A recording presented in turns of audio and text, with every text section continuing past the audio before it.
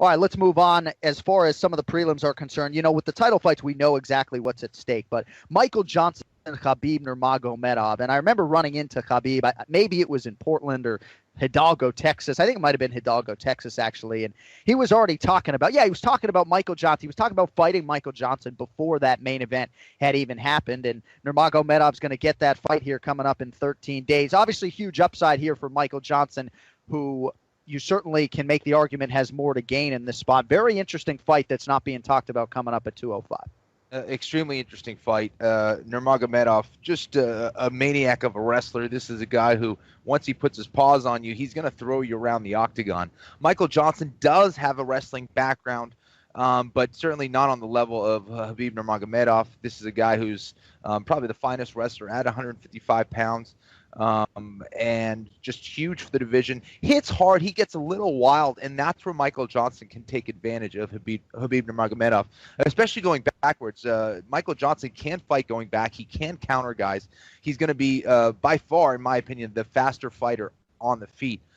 He moves his feet well. He's going to have to circle away from that consistent pressure of Nurmagomedov and frustrate him. If he can keep him on the outside and try not to even make it a wrestling match at all and just let his hands dictate that range throughout the fight, we might see an upset here. I'm not saying that's what's going to happen, right, but Michael Johnson does have the capability, and I think he tends to turn it on when he fights these guys. We saw Edson Barbosa. I don't think anybody gave Michael Johnson a chance.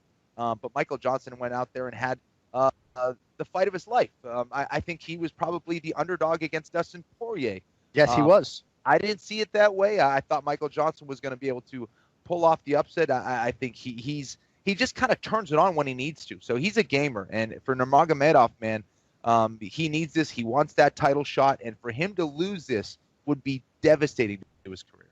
Yeah, I mean, part of what we wanted to do today was talk about what exactly is at stake for some of the guys who aren't being talked about as much at UFC 205. I think it's certainly smart of Nurmagomedov and his team to be on this fight card in which the UFC Lightweight Championship will be contested. Eddie Alvarez and Conor McGregor there. But if Conor goes out and beats Eddie Alvarez, and now there are rumors that he might be taking a year off, I mean, who knows? Conor is the great variable. But if he beats Eddie Alvarez and then he rematches for a third time Nate Diaz for the UFC Lightweight Championship, what's KHABIB Nurmagomedov doing? So, hopefully for KHABIB, I guess he's probably, you got to think he's rooting for an Eddie Alvarez win here Saturday night. Right. And I'll tell you what, if I win the belt, if I beat Eddie Alvarez and I get the 155-pound belt, I'd probably take maybe 2 or 3 years off until KHABIB decides he doesn't want to be in the UFC anymore. Right. Terrible match. Yeah, no, of course. And I think a lot of people feel that way, that is the most difficult matchup for Conor McGregor at 155 pounds. And for most of these guys, I think at 155, the bear that is KHABIB Nurmagomedov. And for Michael Johnson, a first-round knockout of the undefeated KHABIB Nurmagomedov could certainly set something up for him. But I think even if he produces that type of result, he's not going to be next in line for a title fight at 155 pounds. That Nate Diaz loss is a setback for Michael Johnson that'll take him some time, I think, to get over. But certainly